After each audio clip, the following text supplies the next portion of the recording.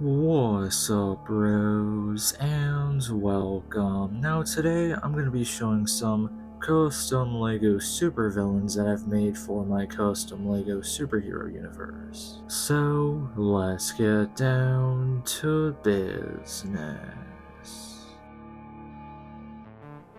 Now for the first custom supervillain in today's video, we have Nightgeist.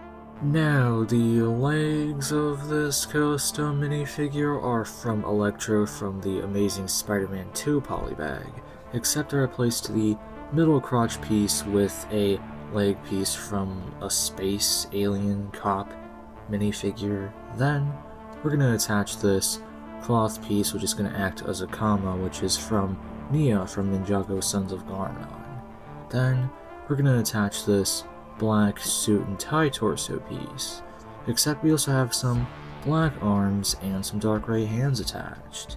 Then, we're going to take this Death Eater headpiece, which is from Harry Potter, of course, attach that to the torso, and then for the last piece, we're going to take this upper black mask piece, which is from Cole from Ninjago Dragons Rising, and then we have the completed Nightgeist. Now, Nightgeist here is the second main antagonist for my little superhero universe that I've created, the first antagonist being the Vorgalexians, or the invading alien race that I explained in the first video of this series, but I don't think I'm going to be making them in LEGO form, so on to the second antagonist, which is Nightgeist. Now, Nightgeist here is inspired by a couple different people. So first off, he may be a villain, but he's not entirely a bad guy. He became a villain mainly because he wanted to get to the top of the ranks. He wants to be the leader of all the villains. Then he wants to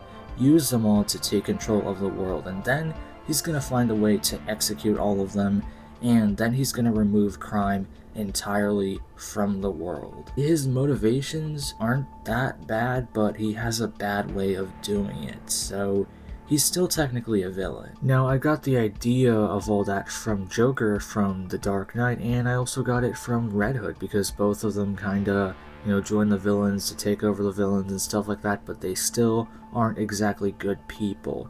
And as for Nightgeist's abilities, they're inspired by the alien form Big Chill from Ben 10. Nightgeist can turn intangible, and he can walk through walls, and he can walk through people, but he has the ability to freeze the things that he walks through. If somebody throws a punch at him, and their fist goes through his body while he's intangible, then their fist gets frozen. Now for the second custom supervillain in today's video, we have Hazegeist. Now, the legs of this custom minifigure are from a witch minifigure, I believe.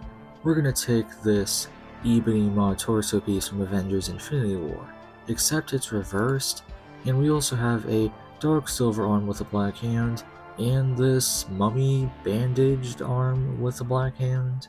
Then, we're gonna take this black cape piece, which is from a random Mandalorian from the second Mandalorian battle pack.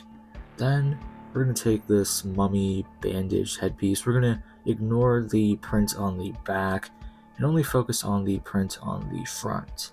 Then, we're going to take this white hair piece, which is from Empress Beatrix from Ninjago Dragons Rising, and then we have the completed Hazegeist. Now, before I get into Hazegeist's abilities, let's get into her pretty long and dark backstory that I came up with. So, Hazegeist is the Cloud's twin sister. Now, if you don't know who the Cloud is, it's a custom superhero that I showed in the last video of this series. Now, Hazegeist is the Cloud's long-lost twin sister. So, when both of them were kids, Hazegeist was abducted and sold into child trafficking. Then she was sold to a really bad person who abused her and harassed her in multiple different dark ways that I'm not going to get into because I don't want to get demonetized. And if we take a look here at Hazegeist unmasked, her face is heavily scarred and damaged, and she lost the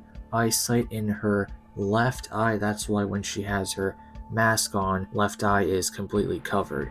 and she also lost her right arm right here. That's why she has this robotic replacement arm. So she was abused in a really bad way.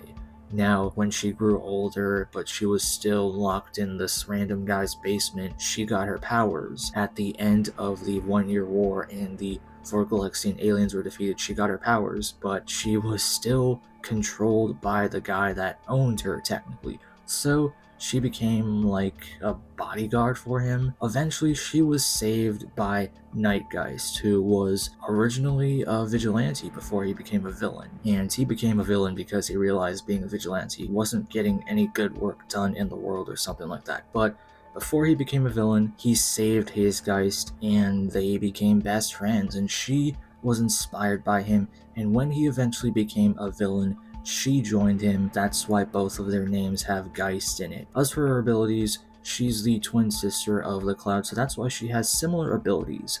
Instead of being able to manipulate clouds like the Cloud can, she has the ability to manipulate fog or fumes or haze. Basically just clouds, but just like darker. I've already talked about way too much stuff for this character, so let's move on. That's basically it for Hazegeist. Now for the third custom supervillain in today's video, we have Hysteria.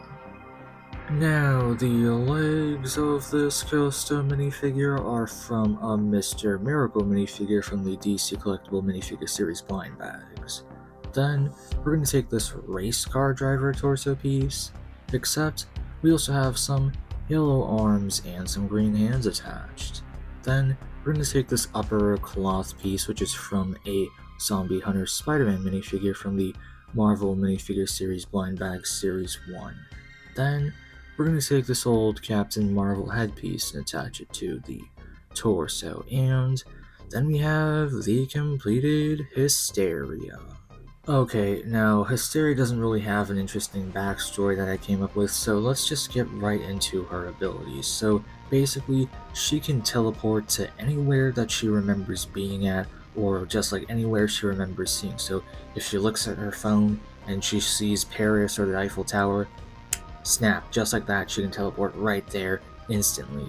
However, her ability also has a bad side effect. So the side effect is basically she has to keep teleporting simultaneously. She has to keep teleporting. She can't stay in the same place for longer than a second, because if she stays in a place longer than a second, then her body just teleports into nothingness. So she has to keep moving. Now, however, there is a way to combat this side effect. So if Hysteria is in a very fast moving vehicle, then her body starts to calm down and she doesn't have to keep moving or teleporting in order to survive. So that's why I gave her this racing torso, because she's a professional race car driver when she's not being a villain and nobody knows her secret identity, so she drives.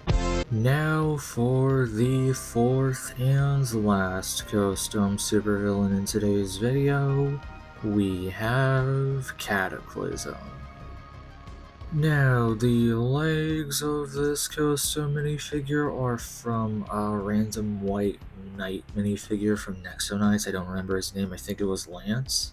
Then, we're going to take this Monkey Kid torso piece, except it's reversed, and we also have some orange arms and some white hands attached. Then, we're going to take this white cape piece and attach it to the torso. Then, we're going to take this Ocean Masterpiece. We're going to ignore the print on the front and only focus on the print on the back. Then we're going to take this classic Lloyd Garville and Green Ninja hairpiece and attach it to the head, and then we have the completed Cataclysm. Now, as for Cataclysm's abilities, now these may sound dumb, but these abilities are inspired by crabs or just like organisms with a heavy, strong outer shell but weak, flimsy inside. So basically, his ability is his bones are just weak as shit. They're flimsy, floppy, just like a normal human body's insides, except his bones are just as weak as like his organs. However, his skin and meat are super strong, so no gunshots can injure him, no blade can pierce his strong skin and meat. And if a nuke was dropped on him, he'd probably just like lose all his hair. So yeah, that's basically it for Cataclysm. But anyway, that's basically it for this video. I hope you bros enjoyed these 4 custom LEGO supervillains that I've made for my series. So there's not much else to talk about. Hope you bros enjoyed. Feel free to check out my other videos. I mostly make custom minifigures. Have a great day. See ya, bros.